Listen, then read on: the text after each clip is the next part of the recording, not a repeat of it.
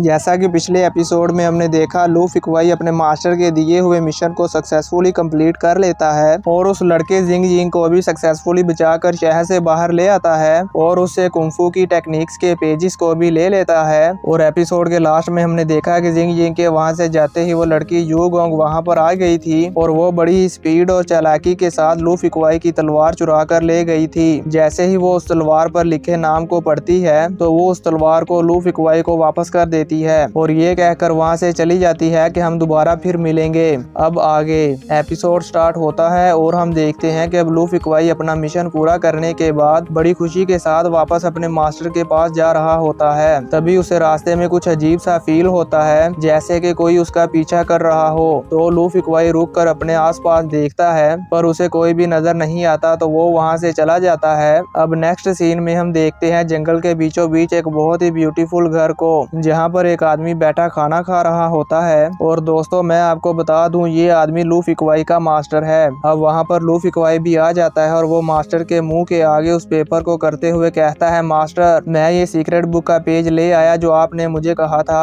और हम ये देखते हैं कि मास्टर खाना खाने की कोशिश करता है पर लू फिकवाई बार बार वो पेज उनके सामने कर देता है, जिस वजह से मास्टर खाना नहीं खा पाते। तो अब हार मानकर मास्टर लू फिकवाई से कहता है, क्या तुमने सारी टेक्निक्स याद कर ली है? तो वो कहता है, हाँ मैंने याद कर ली। तो फिर मास्टर उस पेज को पकड़कर आग में जला देते हैं। ये देखकर लू फिकवाई बहुत ज्यादा हैरान हो जाता है और मास्टर के बाजू को हिलाते हुए कहता है, मास्टर मैंने उनको हासिल करने के लिए बहुत हार्डवर्क किया था। मास्टर के बाजू को हिलाने की वजह से उनके हाथ से खाना गिर जाता है। इससे मास्टर को बहुत गुस्सा आता है तो वो लू फिकवाई को मारते हुए कहते हैं, क्या तुम मुझे आराम से खाना भी नहीं खाने दोगे? मुझे पहले खाना खाने दो। अब जैसे ही मास्टर खाना खाने लगते हैं तभी उन्हें सामने जंगल में बहुत हलचल फील होती है। तो वो अपना खाना वहीं पर छोड़कर बाहर आ जाते हैं और कहते हैं, मेरा एक पुराना दोस्त बहुत दूर से आ रहा है। तो लू फिकवाई पूछता है, वो कौन है? तो मास्टर बताते हैं, कोई है जो मुझे कई सालों से ढूंढ रहा है, तुम्हें अभी कुछ देर में मालूम हो जाएगा और वो इस वर्ल्ड के सबसे बड़े सेक्ट से है। ये सुनकर लू फिकवाई हैरान होते हुए कहता है, वो हेवनली पैलेस शैंगलिंग से है। और ये कहते ही साथ वो वहाँ से भागने लगता है। तो मास्टर उसे रोकते हुए कहता है, तुम क्या कर रहे हो? तो वो कहता है, मैं यहाँ से दूर भाग रहा हूँ। तो मास्टर कहता है, तुम नहीं भाग सकते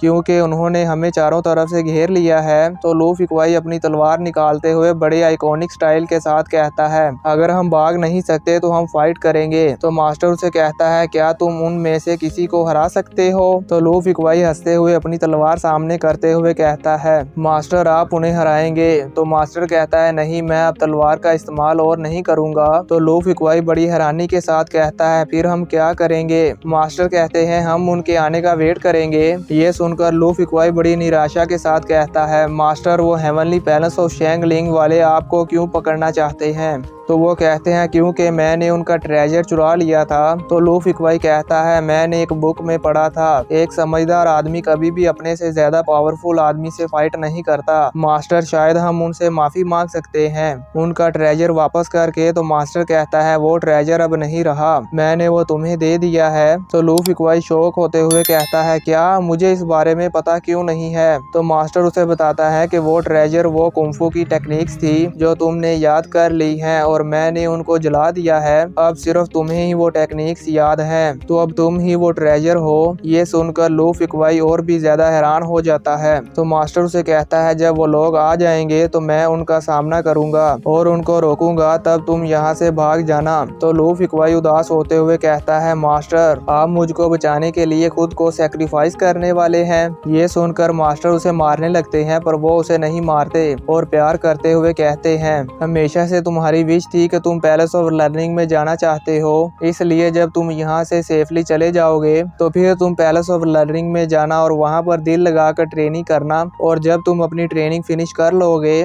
और कोई अचीवमेंट हासिल कर लोगे तो फिर तुम मुझे रेस्क्यू करने के लिए आना। तो लू फिकवाई कहता है, जी मास्टर मैं ऐसा ही करूँगा। तो मास्टर अपने हाथ से जमीन की तरफ इशारा करते हैं जिससे वहाँ की घास हट जाती है और नीचे से एक वाइन का जार नजर आता है। तो लू फिकवाई उस जार के पास जाकर उसे देखने लगता है। मास्टर उसे बताता है इस वाइन के जार को मैंने तब यहाँ पर रखा था जब मैं फर्स्ट टाइम इस जगह पर आया था और आज मैं ये तुम्हें एज अ प्रेजेंट दे रहा हूँ। लू फिकवाई उस जार को उठाने ही वाला था कि तभी वहाँ पर पानी में हलचल होती है और उसमें से एक आदमी बाहर आता है। इसका नाम बाई लोंग है। तभी वहाँ पर उस जार के पास वाले पेड़ पर भी एक बंदा आ जाता है और इसका नाम बाई ही है। अब मास्टर उन्हें कहते हैं काफी साल हो गए हैं जब हम लास्ट टाइम मिले थे और अब तो तुम दोनों ने अपने आप में काफी इम्प्रूवमेंट्स भी कर ली हैं। तो वो दोनों मास्टर को ग्रीट करते हैं। तो मास्टर अपनी पावर को यूज करते हुए पास पड़े एक झाड़ू को अपने पास बुलाते हैं और फिर कहते हैं मैं हूँ जी हुआ, master of the tower of fog and rains, और मुझे अपने नाम पर फख्र है। तो वो दोनों मास्टर पर हमला करने लगते हैं। तो मास्टर बड़ी ही आसानी से उन दोनों को अपनी पावर से हरा रहे होते हैं। तो ये देखकर वो दोनों एक टेक्निक लगाते हैं और उन दोनों में से एक मास्टर को उलझाए रखता है और दूसरा उन्हें किक मारने की कोशिश करता है। पर मास्टर उनकी इस चाल को समझ जाता है और बड़ी ही आसानी से उसके इस अटैक को डॉज कर लेता है। तो फिर से वो दोनों मिलकर मास्टर पर हमला करने लगते हैं। इस बार वो दोनों मास्टर पर भारी पड़ रहे थे। तो ये देखकर लू फिकवाई भी उनकी हेल्प करने लगता है। पर बाई लोंग बड़ी ही आसानी से लू फिकवाई के सारे मूव्स को समझ जाता है और उसके अटैक से बचते हुए उसे मारने ही वाला होता है कि तभी मास्टर उसे बचा लेता है और फिर मास्टर गुस्से में बाई लोंग और बाई ही पर अटैक करता है। तो ये देखकर वो दोनों वहां से टेलीपोर्ट होकर चले जाते हैं। तो अब लू फिकवाई मास्टर के पास आता है और कहता है मास्टर मुझे पता था